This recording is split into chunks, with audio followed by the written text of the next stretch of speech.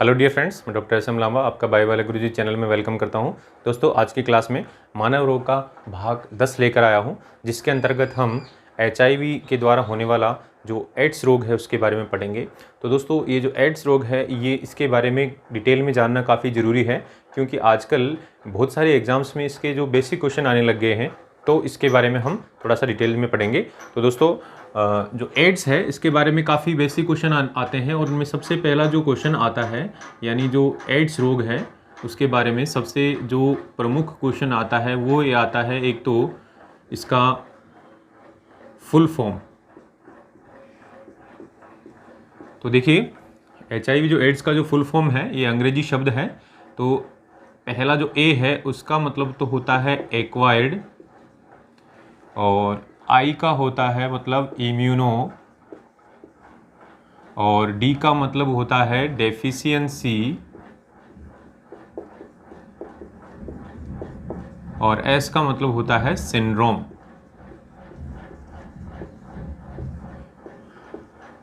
तो देखिए स्टूडेंट्स, जो एक्वायर्ड इम्यूनो डेफिशिएंसी सिंड्रोम ये इसका फुल फॉर्म है। इसका बेसिक मतलब ये है कि ये एक तरीके से हमारे प्रतिरक्षा तंत्र की कमजोरी की वजह से हो रहा है। क्या देखो, इम्यूनो डेफिशिएंसी यानी प्रतिरक्षा तंत्र है वो असक्षम हो गया है, और इसकी वजह से कई सिंड्रोम हो रहे हैं, मतलब कई प्रकार के लक्षण शरीर में आ रहे हैं, कई प्रकार के अन्य रोग हो जाते हैं जिसकी वजह से लक्षण आते हैं। तो इसलिए हम इसको सिंड्रोम शब्द यूज करते हैं। हिंदी में दोस्तों इसको उपार्जित प्रतिरक्षा अक्षमता संरक्षण बोलते हैं। तो ये हिंदी का जो टर्म है ये जनरली यूज नहीं होता है। इंग्लिश का जो फुल फॉर्म है वो एग्जाम्स में आता है, तो इसी को एक्वायर्ड इम्यूनो डेफिशिएंसी सिंड्रोम ऐसे हिंदी में लिखा हुआ रहता है। तो ये आपको एग्जैक्ट शब्द, इसका जो एग्जैक्ट अर्थ है वो ध्यान रखना है। ये बहुत सारे एग्जाम्स में पूछा गया है, तो ये आपके लिए जनरल साइंस के जो बच्चे हैं उनके लिए काफ़ी इंपॉर्टेंट है। अब दोस्तों, ये जो रोग का नाम है ये तो, लेकिन अब हम बात करें कि ये जो रोग है इसका कारक क्या है, मीन्स कॉज क्या है, कौन सा ऐसा रोगाणु है जो इसको करता है। तो हम बोल सकते हैं विषाणु की वजह से होता है, वायरस की वजह से होता है, और उस वायरस का नाम है दोस्तों HIV, और HIV का फुल फॉर्म होता है ह्यूमन इम्यूनो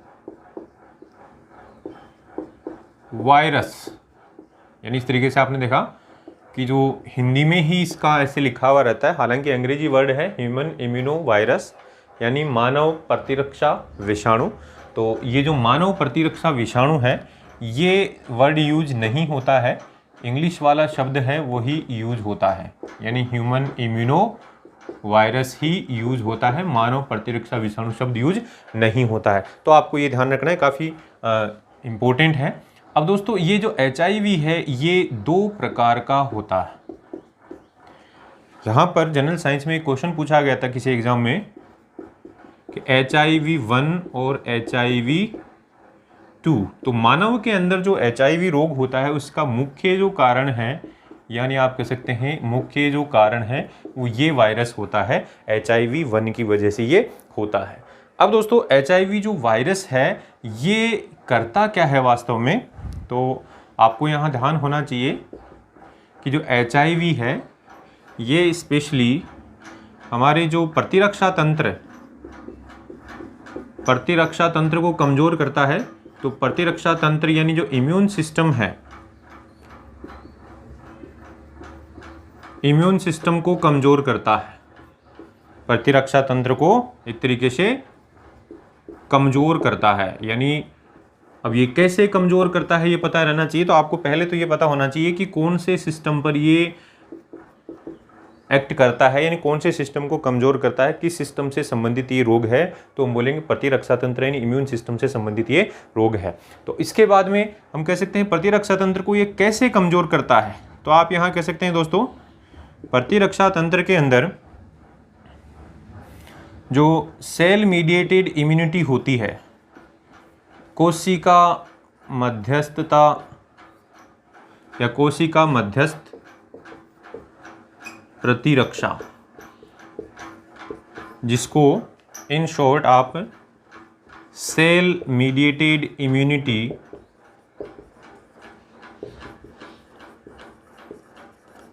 ऐसे अंग्रेजी में आप कह सकते हैं इसको, सेल मीडिएटेड इम्यूनिटी। इसके बारे में दोस्तों हम प्रतिरक्षा के जो प्रकार पढ़ेंगे उसमें पढ़ेंगे, लेकिन यहाँ आपको ये ध्यान रखना है कि हमारे शरीर की रोगों से जो रक्षा करता है उसको हम प्रतिरक्षा तंत्र बोलते हैं, और कुछ कोशिकाएं ऐसी हैं जो प्रतिरक्षा का कार्य करती हैं, तो इसलिए हम उस प्रकार के प्रतिरक्षा तंत्र को बोल देते हैं कोशिका मध्यस्थ प्रतिरक्षा, यानी सेल मीडिएटेड इम्यूनिटी। तो यहाँ पर ये जो वायरस है ये कोशिका मध्यस्थ जो प्रतिरक्षा है उसको प्रभावित करता है, सेल मीडिएटेड इम्यूनिटी को प्रभावित करता है। और इसके अंदर मुख्य रूप से कौन सी कोशिकाएं, तो हम कह सकते हैं जो टी लिम्फोसाइट है, टी लिम्फोसाइट रक्त वाले चैप्टर में हम पढ़ेंगे आगे, लिम्फोसाइट कई प्रकार की होती हैं, प्रतिरक्षा तंत्र में भी पढ़ेंगे। तो जो टी लिम्फोसाइट है उसका एक विशेष प्रकार है और उसको हम बोलते हैं टी हेल्पर सेल, टी सहायक कोशिका। तो टी लिम्फोसाइट का एक विशेष प्रकार है, ये टी हेल्पर जो सेल है ये बीटा जो बी लिम्फोसाइट है उनको एंटीबॉडी बनाने के लिए प्रेरित करती है। ये रियल में वास्तव में क्या काम करती है, तो बोले जो बी लिम्फोसाइट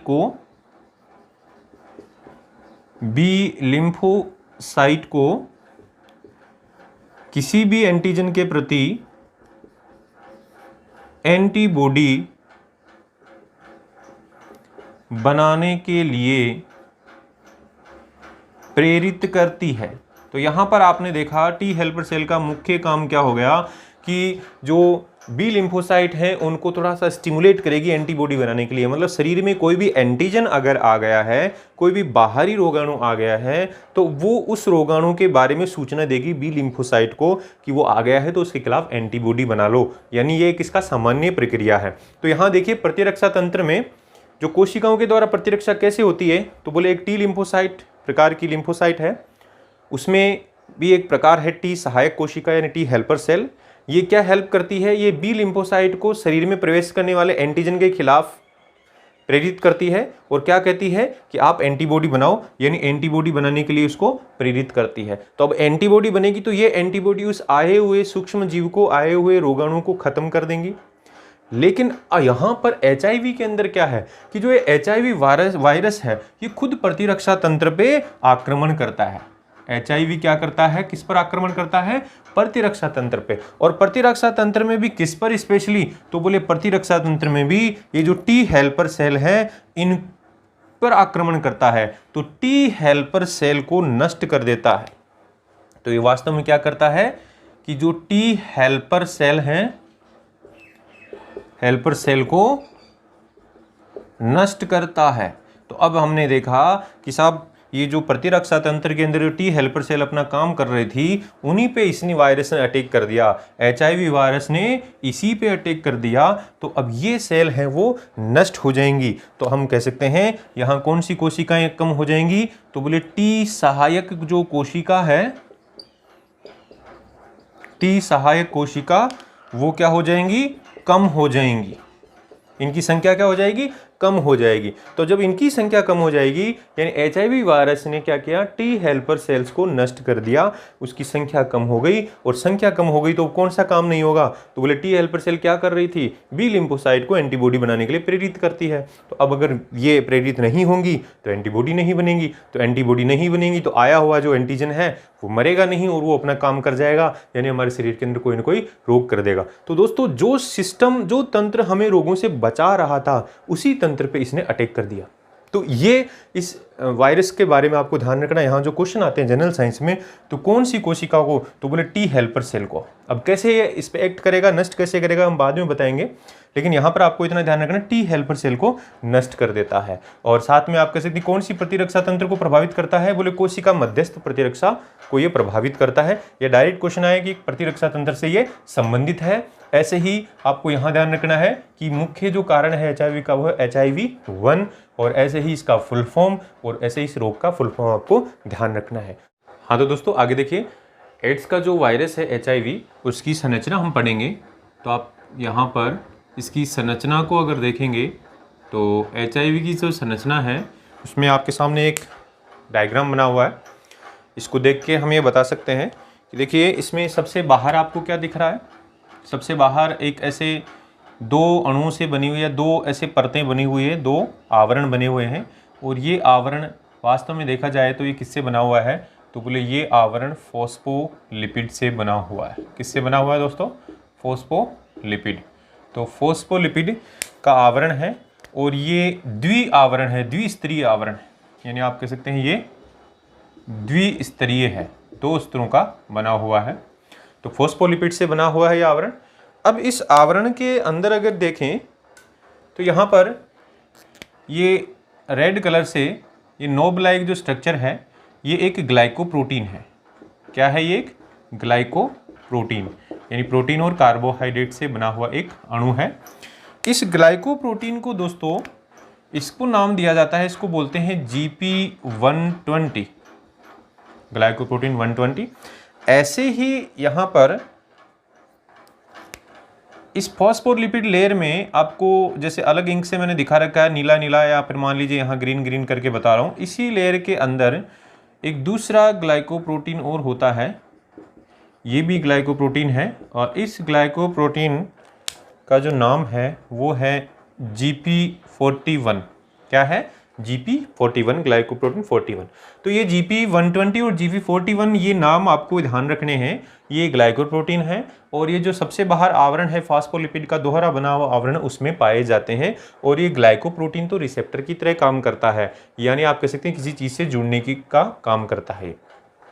अब देखिए अंदर चलते हैं इसके, तो इसके अंदर देखेंगे तो इस फॉस्फोलिपिड के दोहरे आवरण, फॉस्फोलिपिड का ये दोहरा आवरण है, इसके अंदर देखें तो यहाँ पर ये ग्रीन कलर से जैसे मैंने बना रखा है, कुछ अणुओं से बना हुआ एक आवरण है और एक ब्लू कलर से बना रखा है। तो ये दो आवरण है और ये दो प्रोटीन से बने हैं आवरण है। तो यहाँ पर आप कह सकते हैं ये कौन से आवरण है? ये प्रोटीन से बने आवरण है। तो ये जो बाहर वाला और ये अंदर वाला है, तो ये प्रोटीन का भी क्या है? दोहरा स्तर है। एक तरीके से हम कह सकते हैं ये प्रोटीन जो बाहर वाला है ये है P17 और अंदर वाला जो है वो है P24। तो इस तरीके से आपने देखा प्रोटीन से बना हुआ आवरण है, तो इसको हम नाम दे देंगे प्रोटीन आवरण, यानी प्रोटीन कोट है। और ये आवरण भी कैसा है? द्विस्तरीय है, मतलब दो स्तरों का बना हुआ है। एक स्तर के अंदर ये प्रोटीन है 17 और दूसरे में P24 है। तो इस तरीके से प्रोटीन का आवरण है। तो आपने वायरस के अंदर देखा, HIV वायरस के अंदर ये देखा कि बाहर की तरफ तो फॉस्फोलिपिड का द्विस्तरीय आवरण है, बाहर की तरफ सबसे बाहर क्या है? फॉस्फोलिपिड का बना हुआ द्विस्तरीय आवरण, और उसमें ये ग्लाइकोप्रोटीन बने हुए हैं। ऐसे ही उसके अंदर क्या है? बोले प्रोटीन से बना हुआ, प्योर प्रोटीन से बना हुआ द्विस्तरीय आवरण है जिसमें दो प्रकार के प्रोटीन है। अब इसके अंदर देखें तो अंदर क्या आपको दिख रहा है? तो बोले यहाँ पर देखें तो ये एक अणु है और ये भी दूसरा अणु है। दो अलग अलग अणु आपको दिख रहे हैं लाल रंग के ऐसे। तो ये क्या है? तो बोले इसका आनुवंशिक पदार्थ है और ये ssRNA है, यानी सिंगल स्ट्रैंडेड, यानी एकल सूत्रीय RNA का अणु है। क्या है दोस्तों? एकल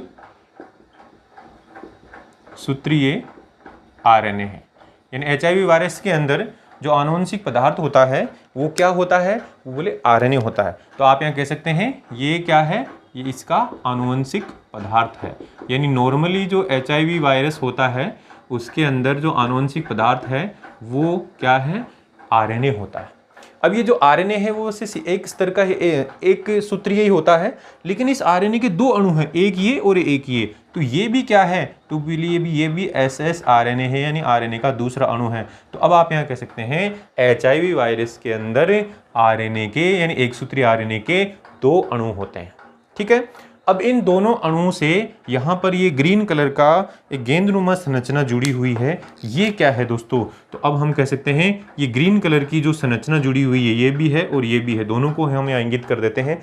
ये क्या है? तो हम कहेंगे ये रिवर्स ट्रांसक्रिप्टेज। देखो, रिवर्स ट्रांसक्रिप्टेज एंजाइम है जिसको शॉर्ट में RT बोलते हैं, रिवर्स ट्रांसक्रिप्टेज। ये क्या है?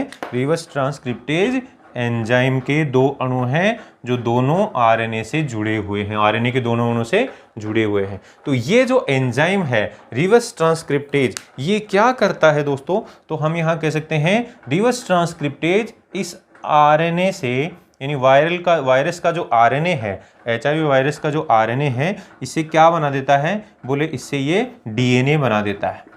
हमें यहाँ बताना है रिवर्स ट्रांसक्रिप्टेज एंजाइम क्या कर देता है, वो हम आगे देखेंगे कब बनाता है। लेकिन यहाँ ये ध्यान रखना है कि ये जो एंजाइम है इस आरएनए से क्या बना देता है? डीएनए बना देता है। तो आरएनए से जो डीएनए बनता है इसको हम रिवर्स ट्रांसक्रिप्शन बोलते हैं। क्या कहते हैं इस प्रक्रिया को? Reverse transcription. आरएनए से डीएनए बनेगा, यानी रिवर्स हो रहा है, क्योंकि जनरली डीएनए से आरएनए बनता है और यहाँ रिवर्स यानी उल्टा हो रहा है। तो हम कह देंगे आरएनए से जब डीएनए बनता है, यानी आरएनए से जब डीएनए बनता है तो इसको क्या बोलेंगे? रिवर्स, यानी उल्टा हो रहा है। और ट्रांसक्रिप्शन का मतलब, यानी डीएनए से आरएनए बनने को ट्रांसक्रिप्शन बोलते हैं, तो उसकी उल्टी क्रिया हो रही है आरएनए से डीएनए बनना। तो यहाँ पर आरएनए से जो डीएनए बन रहा है इसमें कौन सा एंजाइम काम आ रहा है दोस्तों? तो बोले रिवर्स ट्रांसक्रिप्टेज एंजाइम यहाँ पर काम आ रहा है। तो जो रिवर्स ट्रांसक्रिप्टेज एंजाइम है HIV वायरस में है। अब ये HIV वायरस के अंदर ये प्रक्रिया होती है कि आरएनए से डीएनए बन सकता है, इसलिए दोस्तों इसको एक अन्य नाम दिया गया है। तो इस आरटी की वजह से, रिवर्स ट्रांसक्रिप्टेज एंजाइम की उपस्थिति की वजह से ये प्रक्रिया हो रही है, तो इसलिए अब आप कह सकते हैं इसको रेट्रोवायरस भी कहते हैं। HIV वायरस को क्या बोलते हैं? इसको रेट्रो विषाणु, यानी रिट्रो, इसको अनुवाद रिट्रो भी कर सकते हैं, इसको रिट्रो विषाणु या रिट्रो वायरस भी कहा जाता है। तो इस तरीके से आपको यहाँ पर इस फिगर से बहुत सारी जानकारी मिल गई। पहली जानकारी तो ये मिली कि HIV वायरस जो एड्स का वायरस है उसके सबसे बाहर की तरफ कौन सा स्तर पाया जाता है? बोले फॉस्फोलिपिड का दोहरा स्तर। और इस स्तर में कौन से ग्लाइकोप्रोटीन होते हैं? बोले GP120 और GP41। फिर उसके अंदर बोले प्रोटीन का दोहरा स्तर पाया जाता है जिसमें दो प्रकार के प्रोटीन हैं, अंदर वाले में P24 और उसके बाहर वाले में P17। फिर उसके बाद में हमने पढ़ा कि इसके अंदर जो है, जो आनुवंशिक पदार्थ है वो एक सूत्रीय आरएनए होता है, एकल सूत्रीय आरएनए होता है। लेकिन एकल सूत्रीय आरएनए के क्या है? दो अणु हैं। तो बोले एकल सूत्रीय आरएनए इसका आनुवंशिक पदार्थ होता है, उसके दो अणु हैं। फिर बोले इस एकल सूत्रीय आरएनए से दो ऐसे गेंदनुमा संरचनाएं जुड़ी हुई हैं, तो एक एंजाइम है, ये एक प्रोटीन है, और ये क्या करता है? एंजाइम का काम करता है, और इसका नाम है रिवर्स ट्रांसक्रिप्टेज यानी RT। और ये एंजाइम क्या करता है? बोले इस HIV वायरस के अंदर आरएनए से क्या बनाता है? डीएनए। मूल रूप से इसमें आरएनए है आनुवंशिक पदार्थ, इससे डीएनए बनेगा, आगे बताएंगे हम कैसे बनेगा। तो उस आरएनए से जो डीएनए बनता है उसको बोलते हैं रिवर्स ट्रांसक्रिप्शन, उसमें एंजाइम हेल्प कर रहा है। इसीलिए दोस्तों HIV वायरस को रिट्रो वायरस भी कहते हैं, यानी इस RT एंजाइम की उपस्थिति की वजह से इसको रिट्रो विषाणु भी कहा जाता है। अब चलते हैं दोस्तों, ये संक्रमण करता कैसे है, यानी HIV का जो संक्रमण है, HIV का कोशिका में संक्रमण, यानी यहां पर हम बात शरीर में प्रवेश करने की बात नहीं कर रहे हैं। शरीर में प्रवेश कर गया है HIV वायरस, अब उसके बाद में ये सेल्स के अंदर कैसे एंटर करेगा उसके बारे में पढ़ेंगे। तो देखिए दोस्तों, यहाँ पर आप कह सकते हैं कि मान लीजिए ये हमारी कोशिका है, तो हमने अभी बताया भी था कि कौन सी कोशिका पर ये अटैक करता है। तो हमने बोला था कि जो T हेल्पर सेल है, यानी जो T सहायक कोशिका है, उस पे ये एक क्रिया करता है या उसके अंदर ये आक्रमण करता है। तो हम यहाँ ऐसे बोल देंगे ये T हेल्पर सेल है। कौन सी कोशिका है? T helper cell. और इस T हेल्पर सेल की ये क्या है सबसे बाहर की तरफ? बोले ये सेल मेम्ब्रेन है। क्या है? कोशिका झिल्ली। तो T हेल्पर सेल है मनुष्य की, और इसकी ये कोशिका झिल्ली यानी सेल मेम्ब्रेन है। अब इसके अंदर क्या है? बोले यहाँ पर हम बता देंगे कि इस T हेल्पर सेल के अंदर यहाँ पर क्या है? बोले यहाँ पर एक केंद्रक है, क्योंकि प्रत्येक कोशिका के अंदर केंद्रक होता है। और इस केंद्रक के अंदर क्या है? बोले इस केंद्रक के अंदर आनुवंशिक पदार्थ है जो क्रोमेटिन होता है, जो स्पेशली आप कह सकते हैं DNA से बना हुआ है। इस तरीके से एक आनुवंशिक पदार्थ है। अब दोस्तों ये कोशिका हो गई, बाकी कोशिकाओं को हम यहाँ दिखाएंगे नहीं। ये कोशिका द्रव्य है और ये केंद्रक है, तो आप इसको कह सकते हैं ये क्या है? ये बोले ये केंद्रक है। क्या है दोस्तों? केंद्रक यानी न्यूक्लियस। और ये क्या है? बोले ये इसका कोशिका का जो क्रोमेटिन है यानी गुणसूत्र है, क्रोमेटिन। जब कोशिका विभाजित नहीं होती है ना, तब आनुवंशिक पदार्थ को यानी क्रोमेटिन कहा जाता है, और जब कोशिका विभाजित होती है तो यही क्रोमेटिन गुणसूत्रों में बदल जाता है। ये आगे की क्लासेज में पढ़ेंगे। तो हम कह सकते हैं ये इस T हेल्पर सेल का केंद्रक है और उसके अंदर क्रोमेटिन है यानी DNA है। अब दोस्तों हम बात कर रहे हैं वायरस, HIV वायरस का कोशिका में संक्रमण कैसे हो रहा है, हमारे शरीर में प्रवेश कर गया है। तो हम यहाँ बात करेंगे कि मान लीजिए ये है आपका HIV वायरस, और इस HIV वायरस के अंदर आप कह सकते हैं ये RNA है, और इस HIV वायरस के बाहर की तरफ जो फॉस्फोलिपिड का जो आवरण था, दोहरा आवरण, उस पर ऐसे GP120 नाम से प्रोटीन है। तो ये क्या है, इसको हम दर्शा देंगे, ये HIV विषाणु है। ये क्या है, HIV है। अब ये HIV दोस्तों इस कोशिका पर पास में आता है, तो हमारी जो टी हेल्पर सेल है उस कोशिका की सतह पर कुछ विशेष प्रकार के ऐसे ग्राही होते हैं, रिसेप्टर होते हैं। क्या होते हैं दोस्तों, ग्राही। इस तरीके से हम यहाँ इसको बना देते हैं, ऐसे कुछ ग्राही अणु हैं जो प्रोटीन से बने हुए हैं, और इस रिसेप्टर को हम नाम दे देंगे, इस रिसेप्टर का नाम है दोस्तों CD4 रिसेप्टर। क्या है, CD4 रिसेप्टर। तो इस तरीके से आपने देखा कि हमारी जो टी हेल्पर सेल है, यानी लिम्फोसाइट में एक विशेष प्रकार की कोशिका है, इसकी सतह पर क्या पाया जा रहा है, CD4 रिसेप्टर। और अब हमारा जो HIV वायरस आएगा, उस HIV वायरस की सतह पर एक हमने प्रोटीन बनाया है, और वो प्रोटीन बताया था, क्या बताया था, GP120 और GP41। उनमें से जो GP120 है, GP120 की बात करते हैं, ये GP120 यहाँ पर ऐसे जुड़ जाता है, ठीक है, इससे जुड़ जाता है। तो आपको यहाँ ये बताना है कि एक तरफ तो क्या है, CD4 रिसेप्टर, और दूसरा क्या है, GP120। तो GP120 यानी जो ग्लाइकोप्रोटीन है, ये तो किसका है, बोले ये तो इस HIV वायरस का है। CD4 जो रिसेप्टर है वो किसका है, बोले CD4 जो रिसेप्टर है वो है हमारी टी हेल्पर सेल का। तो इस तरीके से हमारा ये HIV वायरस यहाँ आके अटैच हो गया।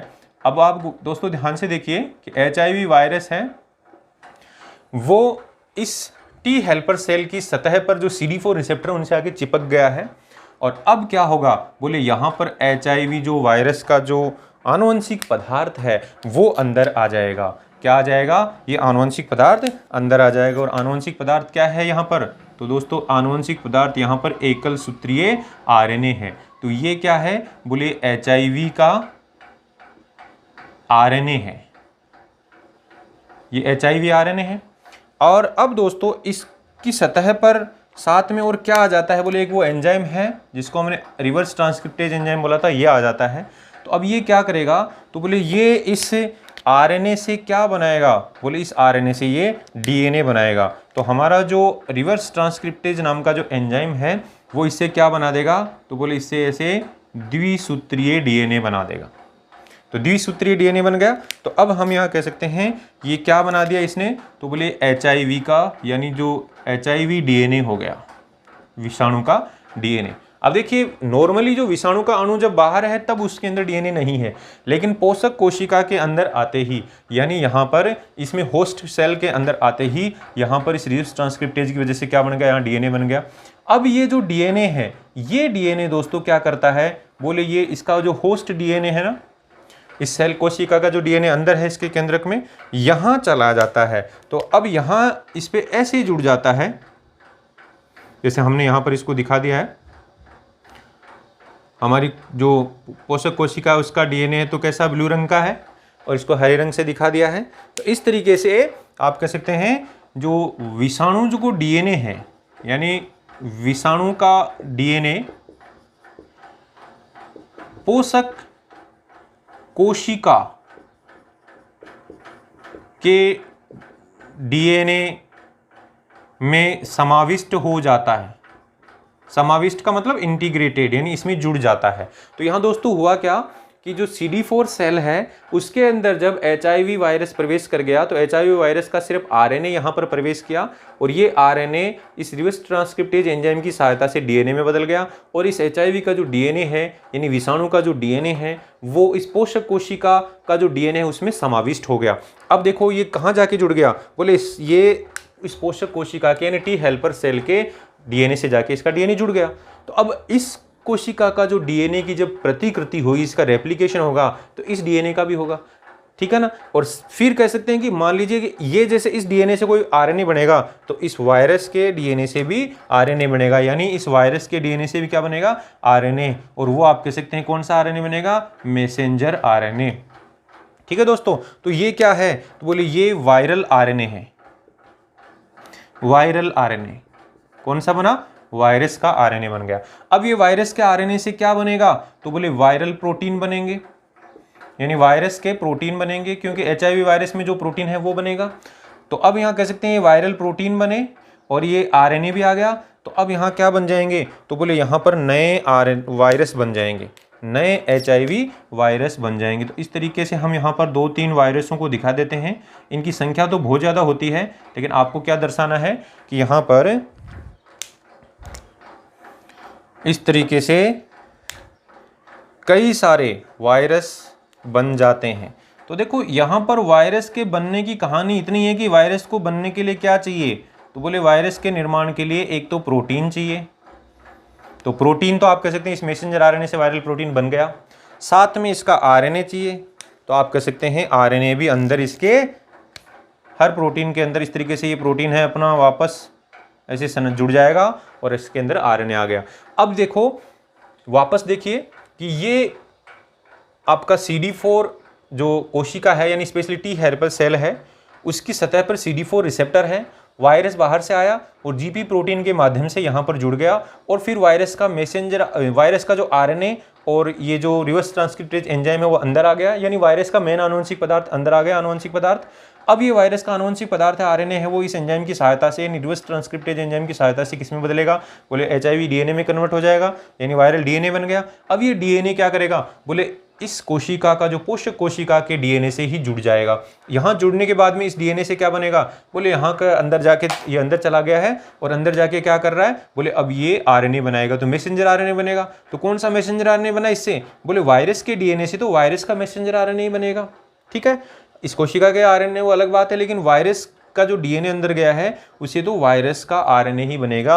और वायरल आरएनए से बोले वायरल प्रोटीन बनेंगे। तो अब ये प्रोटीन है, इस आरएनए के चारों तरफ क्या बना लेंगे, कवरिंग बना लेंगे। और अब क्या बन गया, बोले ये क्या बन गया, बोले ये बन गया आपका वायरस। तो अब ये कह सकते हैं इस तरीके से इस कोशिका को, ये बहुत सारे हो जाएंगे, तो ये जो एचआईवी वायरस है वो मुक्त हो जाएगा। यानी यहाँ पर क्या हो जाएगा, एचआईवी वायरस मुक्त हो गया और मुक्त होते समय इसने इस कोशिका को नष्ट कर दिया। तो दोस्तों यहाँ पर टी हेल्पर सेल पर इसने अटैक किया और अपना काम करके चला गया, यानी अपनी कॉपी बना के, यानी अपनी वापस अपनी जनसंख्या को बढ़ा के चला गया। तो इस तरीके से जाते समय इस कोशिका को नष्ट करके चला गया। तो हमने शुरू में ही कहा था कि एचआईवी वायरस है वो टी हेल्पर सेल पर अटैक करता है और टी हेल्पर सेल पर अटैक करके उसको नष्ट कर देता है, उसकी संख्या कम हो जाती है। तो टी हेल्पर सेल की संख्या कम होगी तो क्या होगा दोस्तों, उससे आपकी प्रतिरक्षा तंत्र कमजोर हो जाएगा, यानी एंटीबॉडीज नहीं बनेंगी। तो इसने मूल रूप से जो प्रतिरक्षा तंत्र का काम करने वाली कोशिका को ही नष्ट कर दिया, तो इस तरीके से प्रतिरक्षा कमजोर हो जाती है। इसलिए इसको हम क्या कहते हैं, इस वायरस को ह्यूमन इम्यूनो वायरस, यानी प्रतिरक्षा तंत्र पे काम करने वाला वायरस। और इसकी वजह से क्या रोग हुआ, बोले एड्स यानी इम्यूनो डेफिशिएंसी सिंड्रोम। तो यहाँ पर इम्यून प्रतिरक्षा तंत्र है वो कमजोर हो गया। तो अब आइए दोस्तों, ये एचआईवी वायरस इस तरीके से चलता रहेगा। तो अब ये क्या लक्षण प्रकट करेगा, यानी इसमें शरीर में आ गया और इस तरीके से कोशिकाओं को ये कम कर रहा है, तो कौन से लक्षण प्रकट करेगा उनको जानते हैं।